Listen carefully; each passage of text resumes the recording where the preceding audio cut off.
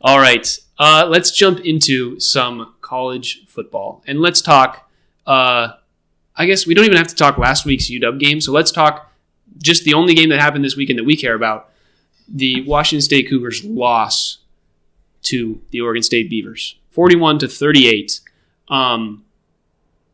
This was tough. I just watching this game, it was tough to watch Wazoo constantly score, and then their defense is just a sieve, just allowing whatever Oregon State wanted. Oregon State's quarterback had the best game of his career against this Washington State Cougars defense. And yeah, Ben Gulbranson showing off. Ben Gulbranson is so mediocre at quarterback that when looking at the Oregon State win last week, looking at their stats, I thought he was a running back because he'd had a good game on the ground. Pretty insane that he threw for almost 300 yards in this game. Did have 2 picks, but yeah, this one was brutal and a tough way to end a season that had so much promise only 2 weeks ago. But we can't say the Cougars aren't consistent. Another game where their offense puts up over 35 points and they lose. If you would have told us going into that New Mexico game, Wazoo's going to score over 35 points these next 2 games, we would have said, fantastic. Or one-loss season. Are we ranked 12? Are we making the playoff? Yep. Instead, 2 straight losses, ending with this loss to Oregon State. Well, I know who we don't have to blame. Mr. John Mateer was excellent again. 250 yards, 2 touchdowns on 17 of 23 passing. That might be his most efficient game throwing the ball this season. 0 picks as well. And then on the ground, 14 carries, 75 yards, 2 more touchdowns. This poor kid. Get this kid some help. But they give up 41 points to a mediocre Oregon State offense. I guess we know what the issue was all year. Yeah, I think there's going to be some calls for the defensive coordinator's head at Wazoo, and that is fair. You know, the last 2 games that they've lost threw them out of college football playoff contention, and they just really haven't looked that good. The one thing that I've been harping on, I feel like every week for the last couple weeks, is time of possession and just the time that a defense is on the field for. Oregon State ran 79 plays to Wazoo's 50, had the ball for 38 and a half minutes of the 60 minutes of this game. It was so lopsided. This defense was probably exhausted by the end of it. And that's not necessarily, I'm not saying that it's not the defense's fault that they lost, but I'm saying this Wazoo offense is so potent that it can be a problem for their defense. And it's just something that I think good offenses, struggle with. It's I think about the Chargers game against the Bengals the other day, where it's the Bengals were able to come back. That's the NFL. They were able to stymie it at the end of the game. But it's so hard to put teams away, especially when your defense is on the field for 40 minutes in a 60-minute game. And you just get tired. The end of the game happens. And, Oregon State is able to come down the field and score in the last minute of the game, and it's over. Yeah. And, shout out to the Oregon State defense. Washington State was up 7 points with 11 minutes left in the game, and they put the block down at that point. But, yeah, to allow Oregon State to score with 2:45, get the ball back, that's where Mateer needs to lead that game-winning drive. Yeah. Instead, it's a quick, not 3 and out. They got 1 or 2 first downs beforehand, but then give it right back and then game-winning field goal for Oregon State. So devastating way for the year to end. Last 2 possessions of Washington State were fumbles, by the way. Oh, they fumbled it. I thought they punted twice on that last play. Oh, that's brutal. Before the touchdown too. Yeah. Oh man, that's tough. Well, that'll do it. That turnover game is brutal. But just a really tough way to end the season. A real bummer that Mateer and this offense looked as sharp as they did right to the very end. Yeah, it's Mateer has put up basically a Heisman-type season for a fairly crappy Wazoo team. But, he's going to transfer this year. I'm sorry, Wazoo. Mateer is going to transfer somewhere and be a Miami. star. Yeah. We know where he's going. He's going to follow Cam Ward. No, Mateer is going to be gone. He's going to be super, super dynamic. He's proved that he can be. And he just needs a good defense behind him. And Wazoo, if they were able to provide that, could be in the playoff. He could be in the conversation. But Mateer is Big 12 bound for sure. Yeah. Maybe he goes to Boise State. That'd be funny. No, he doesn't want to stay in the Pac-12. What are you talking about? He must be out of there. But a tough way to go. It's this team was kind of like a really beautiful, really nice, like Japanese knife. but it's just a knife on like both sides. There's no handle, you know? And then you have to throw it away because you're like, this is dangerous. But you're looking at it in the trash. You're like, man, that is a really nice knife. Why can't it just have a handle on it?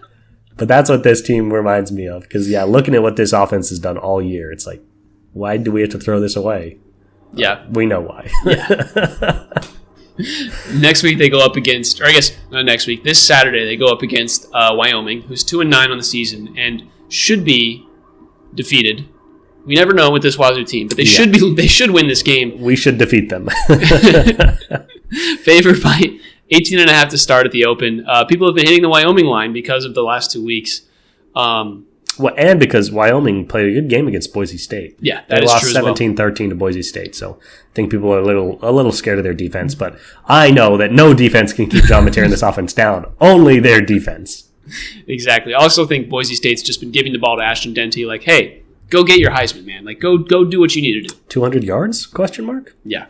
So that'll be a fun game to watch. The Wyoming team, we don't really need to talk about it much. They're 2-9. Their quarterback has 4 touchdowns to 7 interceptions. Let's get into it. Let's go player by player. Let's talk Wyoming football. No, they're not worth it. If they lose this game, it'll be because Wazoo blew it. Yes, couged it is probably the right word on this season. To be fair, I think we can finally say that the Cougars couged it at this point in the season. They did coug it, didn't they? 2 straight.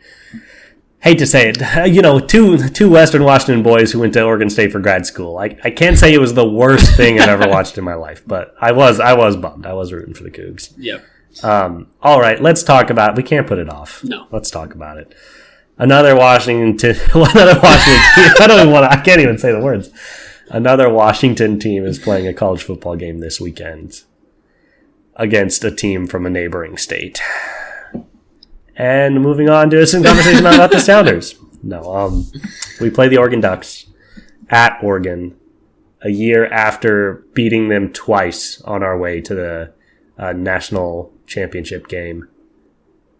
I'm pretty concerned about how this is going to go. I'm so scared.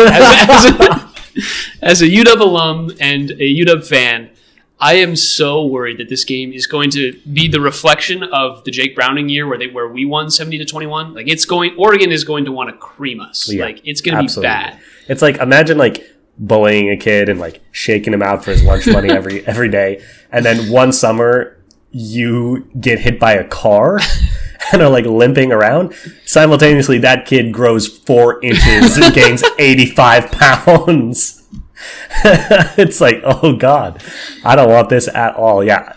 Not only are they just significantly better than us this year, but yeah, not only beat them the one time we played last year, but to beat them twice in dramatic fashion last year. Yeah. What do you even want to talk about with this? It's going to go really badly. They're going to score a lot of points. Let's talk about how UW can win this game. Meteor strike at the Oregon training facility. What needs to happen if UW wants to win this game is Dylan Gabriel needs to throw 2 pick sixes. That is what needs to happen if UW has a chance. Maybe 3. Maybe 3. But like that, our UW's defense allowed 19 points to UCLA. UCLA is not a very potent offense. Like they've been fine all season, but they're not a potent offense by any means. This Oregon team is going to score 49 points at the very least against this Washington team, unless they make just huge mistakes. If Washington can make them fumble, do something crazy, but if Oregon plays this game without turning the ball over, this will be a beatdown that has not been seen in quite a while in Washington-Oregon football. Yeah, Oregon has scored under 30 points twice this season. Once in their Week 1 matchup against the Idaho Vandals, which was surprising, only scored 24. And once this last week against Wisconsin. They really struggled offensively, only put up 16 points. It made them look human, for sure. Yeah, but I think that doesn't make me think they're more human. They've scored at least 30 every other game this season. Their offense has been incredibly consistent. One bad week against Wisconsin does not have me thinking we have a chance. If anything, it's just all the more reason for them, as the college football playoff, as conference championship play, and the CFP roll in. This is a get right game for Oregon. They're like, okay, let's get out all our anger and shake the rust to get ready for some bigger games in the future. This is another, like, what do you set the line at? Do you have the line for this game? The line is Oregon Ducks minus 19.5. Over-unders at 51.5. Slam the over on that. The over actually has money on, like, it's fading that. It's going down. Yeah. I like the over. I really like Oregon minus 19. Like, they're not going to stop scoring. No, they're not. The one thing that I will say, UW had a bye. They've had time to do some prep and think of some trick plays to try and score touchdowns on like 2 or 3 possessions. To pray? You think they've converted to Catholicism? We've all, as fans, we've all been praying a lot. Thanksgiving, that's what everybody's praying for right now. Yeah. You got to eat so much turkey this Thursday that you sleep all the way through Saturday. Wake up Sunday morning. I planned my flight home just during this game. I didn't want to watch it at all.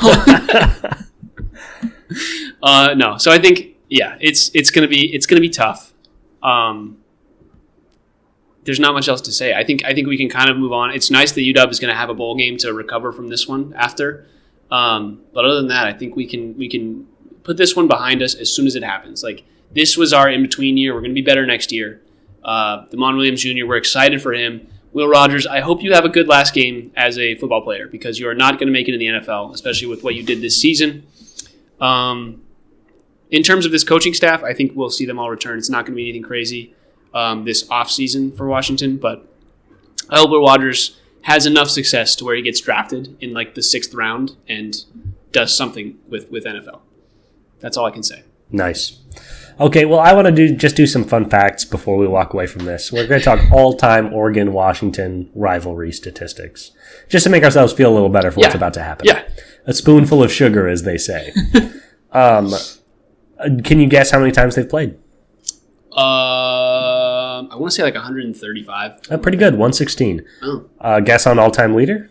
I think it's UW. UW was really good there in like the 80s, 90s. Yeah, 63-48, 5 ties. So they've got, not only can they lose this one, they can lose a couple more. They got some cushion.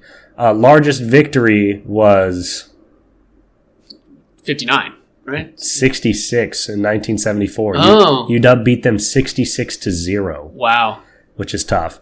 This is interesting. Longest win streak was Oregon. They won 12 in a row from 2004 to 2015. Yeah, that was a good stretch for my uncle who bets a bottle of whiskey with my dad every single season. Yeah, that is nice. But the current win streak was UW's won 3 in a row. So we'll see if we if that one can keep going. Yeah, that was fun to look at. It's like, okay, yeah, we got a little bit of control. We can feel a little good about ourselves. Yeah, I do think that like Oregon will bounce down next year. Washington will rebound a little bit. Like it'll come to be more even in the next couple of years. Of course, but UW's a great program. This is Oregon's year. Down years happen. We've said that a lot this season. It's worth saying again. This team went to the national championship last year and then lost their head coach. Like, this team has gone through a lot. Can we talk about Kalen DeBoer at Alabama? Let's do it. I think he's doing a fine job. I think he just jumped into the snake pit. It's like, bro, not just SEC football, Alabama football. Like, you can't lose multiple games. They've lost 3 games this year. They lost 24-3 to Oklahoma this weekend. Yeah, that was a very embarrassing, but losing 3 games in an SEC season, everybody in the SEC is losing 3 games. Yeah, I think that's what it is. Like, Alabama's been so good for so long. It's like being 8-3 in the SEC is like being 11-0 in the former Pac-12. It's exactly. Like Yeah, it's not great, but I think obviously he isn't performing the way that he would like. I think the fans are just insane. I also think it's just kind of bad timing because Saban got out at the right time. He got out in the pre-parity era. He got out basically before NIL really kicked into effect. Yeah, this isn't going to be surprising. We're going to see a lot of this. A lot of teams are going to be a lot more equal going forward. The SEC is just beating the crap out of itself. Sorry, Kalen. If you wanted pleasant fans and good people to work with, maybe stay at UW. Yeah. Also, he had so much going for him at UW, and then he kind of split it in half. He took half of the good and left the other half, and it's like you kind of screwed yourself there. And not really. He brought the hype, but you think any of these Alabama fans care about him or have any patience for him? No, you're seeing it now. Everyone's like, this guy's trash, get rid of him. He could be 0-13 for UW, and we'd be like, hey, you remember that time you took us to the Natty? Yeah. He has no leash, no patience there at all. He may really come to regret that. We'll see. Yeah. But at the end of the day, college football, the parity is nice. We are enjoying the difference in, Oregon being number one in the nation for this long. I don't think it's happened ever. Mariota, but I don't, did they lose the national championship? I don't remember them competing to the same level. Yeah, I thought they might not have been as dominant because their strength of schedule might have been much weaker. Yeah. They weren't beating Ohio State that year. I think they were undefeated, if not end-to-end, pretty close that year. And then, yes, they did lose the national championship game famously. But other than that, yeah, an outstanding year for Oregon Duck football. Yeah. Talk about the winners of NIL. Turns out having Phil Knight on your payroll, once he can make things official, it really helps you secure talent. So, huge. So big things for the Northwest. Bad news for the UW-Oregon rivalry. Hopefully Bezos gets involved and we can get some Seattle money involved. We'll get Bill Gates coming our way. Yeah, that's right.